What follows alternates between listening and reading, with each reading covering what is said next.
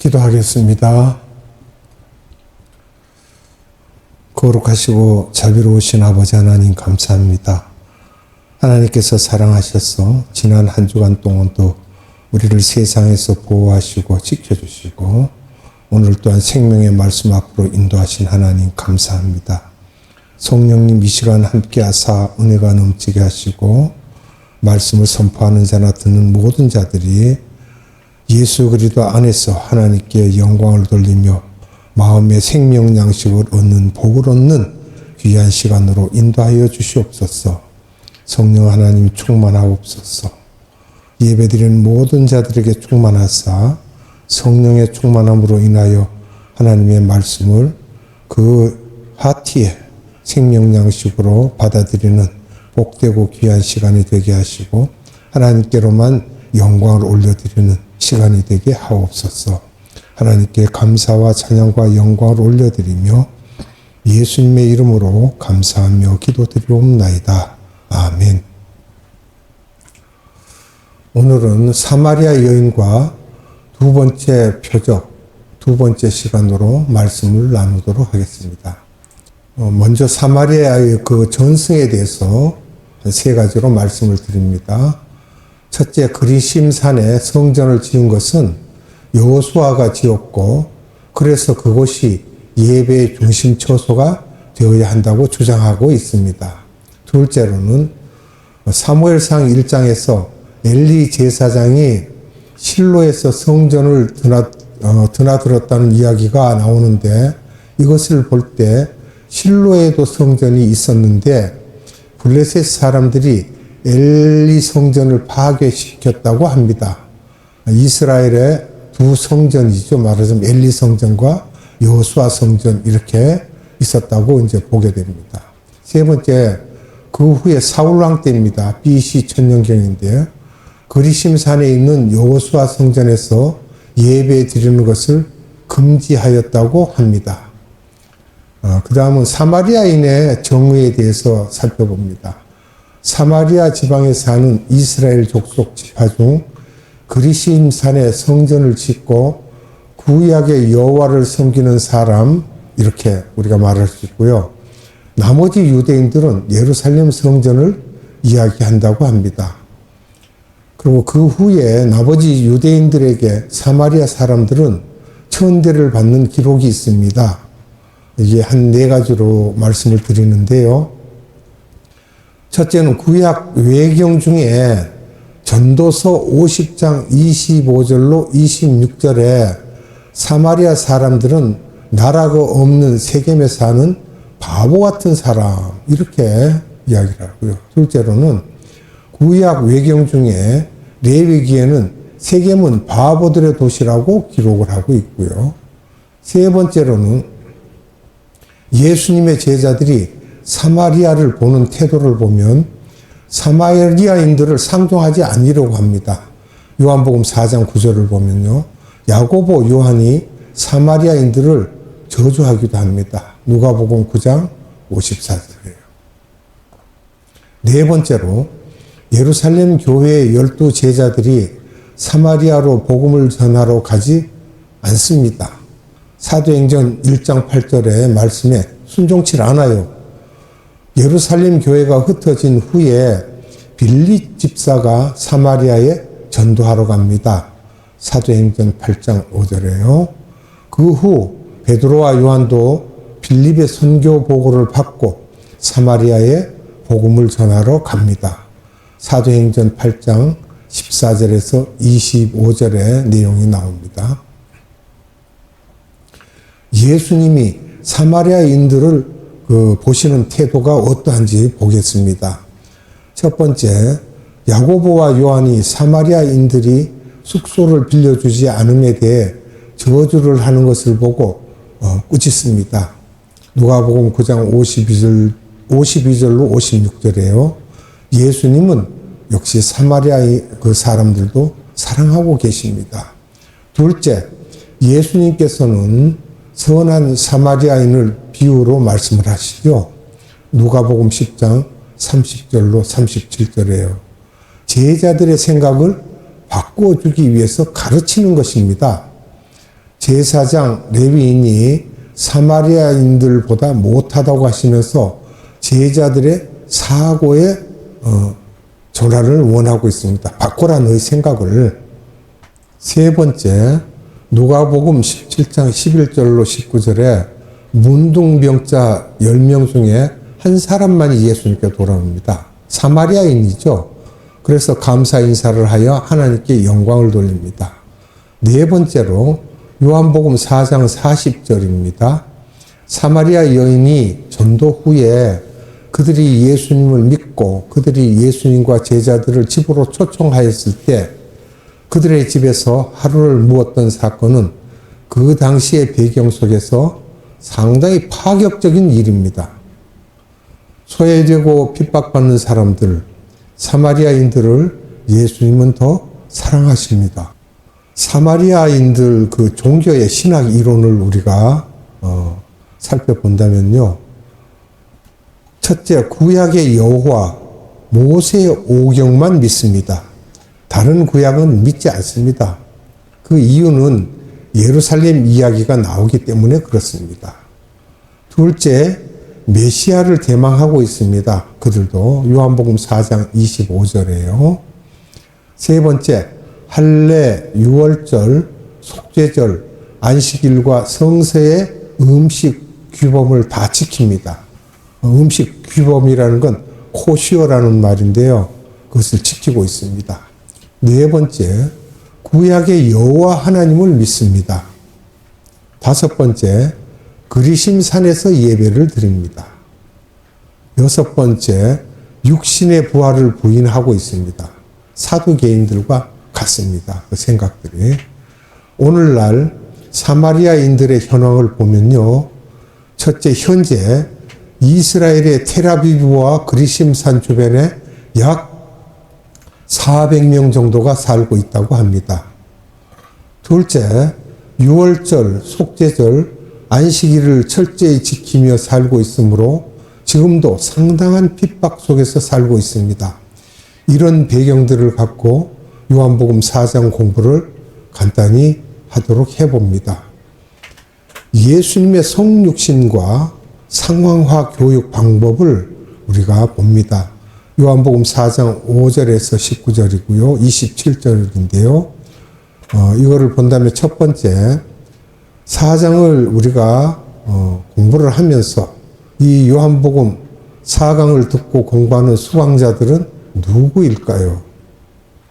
요한복음을 쓴 목적을 보면 AD 30년에서 70년까지 40년 동안 크리스찬들이 된 사람들을 위하여 쓰셨는데 예수님의 신성을 알려주고 그것을 깨달음으로써 크리스찬이 되게 하는 것이라고 요한복음 20장 31절에서 말씀하고 있습니다. 이것을 생각하시면서 요한복음 4장을 보시면 됩니다. 이 강의를 듣고 싶어 하는 대상은 그 당시죠. AD 30년에서 70년까지 40년 동안 크리스찬이 된 사람들과 특별히 좁은 의미로 보면 사마리아 여인과 사마리아 사람을 대상으로 한다고 볼 수 있고, 크게 보면 그 이후부터 지금까지 교회 시대의 크리스찬을 대상으로 해서 쓰셨다고 보시면 됩니다. 둘째로 이 설교의 제목을 보면 성령론, 구원론, 예배론, 기독론, 전도론, 선교론을 가르쳐 주시기 위하여 이 말씀을 하는 거죠. 이렇게 하셨으며 예수님은 이런 마인드로 수가성으로 들어가신 것입니다. 셋째로 이를 위하여 사전에 수가성에 다 준비해 놓으셨다라고 봐야 됩니다. 왜냐하면 사마리아 여인 야곱의 우물에 가실 것을 이미 예수님은 결정하고 가신 것이죠. 네 번째, 예수님의 가르치는 스타일은 성육신적인 스타일로 말씀을 하십니다. 본인이 직접 그 지방으로 방문하시고 직접 만나셔서 이 구원사의 드라마의 배우로서 예수님이 일을 하시는 것이라는 것을 알려주고 있는 것입니다. 요한복음 4장 6절을 봅니다. 거기 또 야곱의 우물이 있더라. 예수께서 행로에 권하여 우물 곁에 그대로 앉으시니 때가 제 6시쯤 되었더라. 아멘. 예수님께서는 수가성의 야곱의 우물에 도착하여서 이분이 권하여 우물 곁에 앉았더라고 하십니다.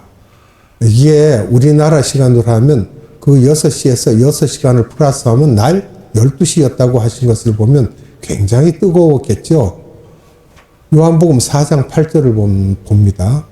이는 제자들이 먹을 것을 사러 동네에 들어갔음이로라. 아멘. 제자들이 자리를 비우게 하신 것이죠. 무엇을 사러 가게끔.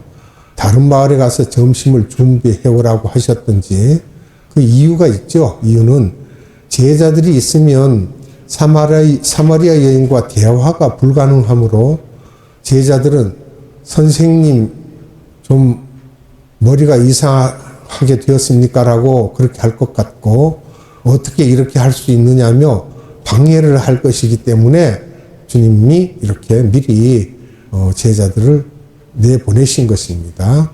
요한복음 4장 9절을 봅니다.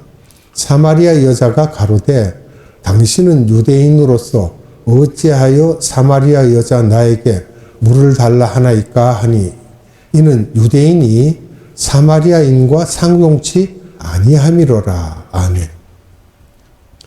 사마리아 여인의 등장을 보면 이 여자에게 생수를 주시고 싶어 하시죠. 성령을 부어주시려고요. 그 생수, 즉 보혈에 대한 말씀을 주시고자 하지만 제자들과 헤어진 후 저쪽에서 물동이를 이고 오는 사마리아 여인, 이것을 이미 예수님이 알고 계셨던 것인데 그렇게 이제 연출된 것입니다. 여자여 물 좀 달라고 하시죠. 여자는 요한복음 4장 9절에서 거절합니다. 당신은 유대인으로서 어찌하여 사마리아 여인에게 물을 달라고 하냐고 합니다. 이렇게 사마리아 여인도 대화도 안 하려고 합니다. 상종을 안 했던 그런 상대들이니까. 요한복음 4장 9절에 이 여인이 이런 반응을 한 이유에 대해서 이것은 유대인이 사마리아인과 상종치 아니함이라는 것입니다. 소정의 교육 목적을 달성하기 위하여 주님이 이렇게 하셨는데 신기한 것은 예수님이 이 여인과 대화를 다 끝낸 후에 결론이 이 여자는 당신이 메시아군요. 예배를 어디서 드려야 합니까?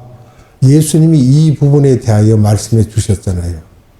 이 대화가 다 끝나고 나니까 요한복음 4장 27절에서 말씀하시길 이때의 제자들이 돌아와서 이제 예수님이 여자와 말씀하시는 것을 이상히 여겼으나 무엇을 구하시나이까 어찌하여 저 여인과 대화하느냐고 말하는 이가 없었다고 하는 것을 보면 예수님이 제자들의 입도 딱 틀어막아 버린 것 같습니다.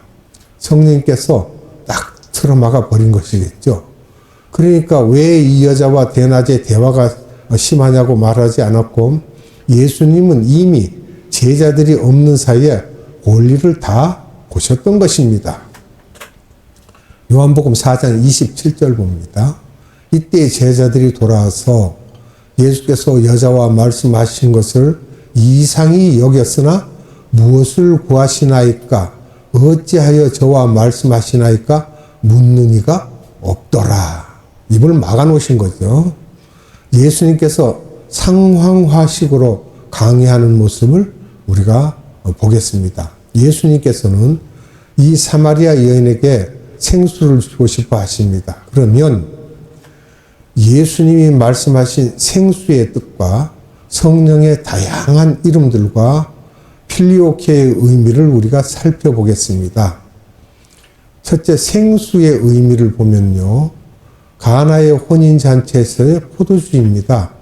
일반 물은 생수가 아니며 생수는 예수님의 피지요. 요한복음 6장을 보시면요. 참 음료, 요한복음 7장에서 너희에게서 생수가 강같이 흘러나올 텐데 그 생수는 성령이라고 알려주십니다.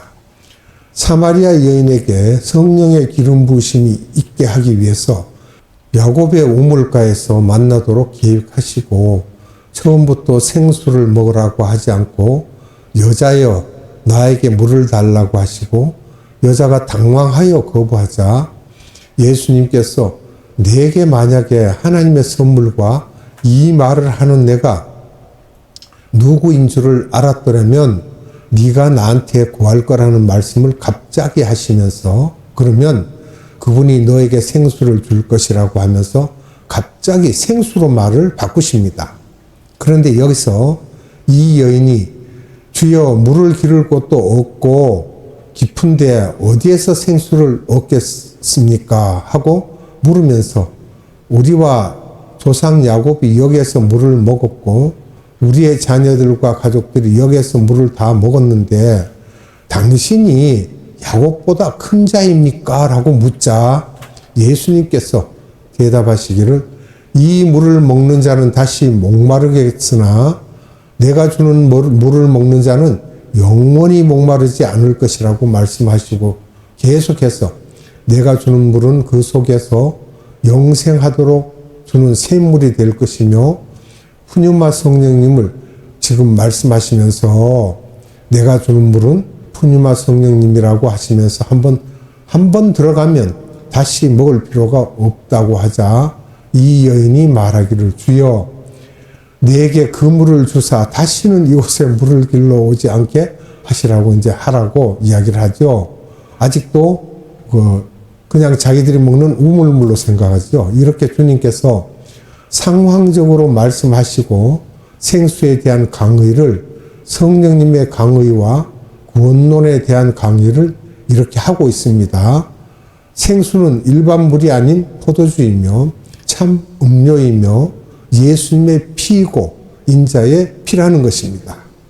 생수의 강이 곧 성령님이신 것입니다. 요한복음 7장 9절을 보면 성령님이 생수지요. 둘째, 성령의 다양한 이름들이 있습니다. 아버지의 영입니다. 마태복음 10장 20절과 마태복음 16장 17절, 로마서 8장 11절에 아버지의 영으로 말씀하시고 또 아들의 영 이렇게 말하는데 갈라디아서 4장 6절에요.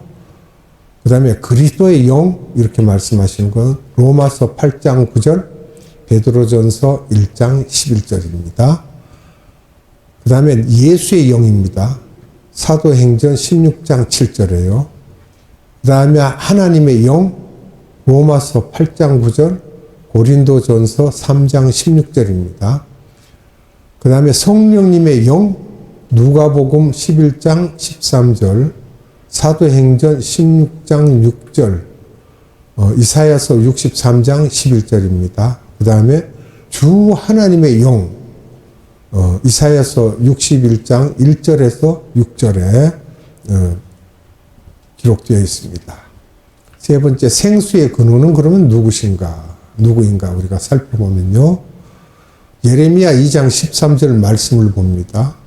내 백성이 두 가지 악을 행하였나니 곧 생수의 근원되는 나를 버린 것과 스스로 웅덩이를 판 것인데 그것은 물을 저축지 못할 터진 웅덩이니라. 아멘. 이 말씀은요, 제가 성령님께서 저에게 주신 말씀이었어요. 오래전에 길을 걷다가 갑자기 이 말씀이 내게 임하시는데 얼마나 놀래고 가슴이 두근거리고 쿵쾅거리는지 모릅니다. 그래서 너무 크게 들려서 옆에 지나가는 사람들이 혹시 듣는 게 아닌가 그러고 살펴보니까 딴 분들은 아무도 이상 없이 지나가는데 제 가슴에서만 막 북소리 울리듯이 이 말씀이 울린 적이 있습니다. 여호와신 예수님이 내가 생수의 근원이라고 하셨습니다. 시편 36편 9절을 봅니다. 대저 생명의 원천이 주께 있사오니 주의 광명 중에 우리가 광명을 보리이다. 아멘. 내가 생명의 원천이라고 하십니다. 성령의 원천은 예수님께로부터 온다는 것이며 본래는 예수님께서 아버지께 여쭈어서 성령이 온다고 하셨잖아요. 이것을 필리오케라고 합니다. 하나님으로부터. 이 필리오케 때문에 로마 가톨릭에서 정교회가 분리되게 되는 사건이 일어납니다. 이것은 4대 공의회 중 니케아 콘스탄틴 공의회에서 성령님은 성부에게서 발언하여 성자를 통해서 오신다고 삼위일체에서 말씀하셨습니다. 이것이 전통적인 기독교의 교리인데 1054년에 로마 가톨릭에서 그리스 종교가 빠져나와 분리된 것이 다른 몇 개의 불편한 부분도 있었지만 교리적으로 다른 것은 이 부분이었습니다. 그리스 종교의 주장은 이러합니다. 성부에게서 직접 예수님을 통하지 않고 우리에게 성령님이 온다고 합니다. 이런 학설들의 그 논쟁이 필리오케 논쟁이라고 합니다. 이런 논쟁으로 인해서 분리가 되었죠. 그럼 필리오케의 뜻은 생수의 근원은 아버지에게서 아들을 통해서만 온다는 것입니다. 우리한테 성령님이 오실 때는 꼭 예수님을 통해서 우리에게 온다는 것입니다. 아버지의 영도 되고 예수님의 영도 되지만 꼭 예수님을 통해서 우리에게 온다는 것입니다. 생수가 우리 마음 깊이 들어왔을 때 우리가 구원받았다고 하는 것처럼 생수를 우리들이 마실 때는 카르디아, 하트 속까지 들어가야 하는 것인데 우리가 혼의 4단계에 대해서 자세히 알면 이것을 이해합니다. 그 4단계는 우리가 힘을 다하고 뜻을 다하고 목숨을 다하고 마음을 다하여 주 너의 하나님을 사랑하라 하셨죠. 이 4단계를 우리가 자세히 알게 되면 확실하게 알 수 있습니다. 그러면 니고데모에게 말씀하신 것처럼 거듭나게 되는 것입니다. 그래서 니고데모에게도 물과 성령으로 거듭나지 않으면 구원을 받을 수 없다고 하신 것은 물과 성령은 같은 말로 물, 다시 말하면 성령이라는 말로 번역해야 한다고 말씀드렸었습니다. 그러면 여기에 이어서 다음 시간에 말씀을 드리도록 하고 오늘은 여기서 말씀을 맺겠습니다. 기도하겠습니다. 거룩하신 아버지 하나님 감사합니다. 오늘도 하나님께서 우리에게 생명의 말씀을 주사 그 말씀을 자세히 우리가 살펴볼 수 있도록 하신 하나님, 사마리아에 대한 것을 자세히 알려주시고 왜 그러하였는지를 또한 우리로 알게 하신 하나님께 감사와 찬양과 영광을 돌립니다. 아버지 하나님, 오늘도 생명의 말씀을 우리에게 주셔서 우리 영혼으로 하나님을 향하여 오직 하나님만 바라볼 수 있도록 은혜 베풀어 주심을 감사드립니다. 이 모든 말씀 이 땅에 다시 오실 우리 구주 예수 그리스도의 이름으로 감사하며 기도드리옵나이다. 아멘. 축도로 예배를 마칩니다. 지금은 우리 구주 예수 그리스도의 한량없는 은혜와 하나님의 극진하신 사랑하심과 성령님의 감화, 감동, 교통, 역사하심이 오늘 예배 드리는 모든 자들의 머리 위에와 이 나라의 많은 교회들 위에와 이 나라의 많은 선교회들 위에와 에바다 국제 선교회 위에 지금으로부터 영원토록 함께 하시기를 예수님의 이름으로 축원하옵나이다. 아멘.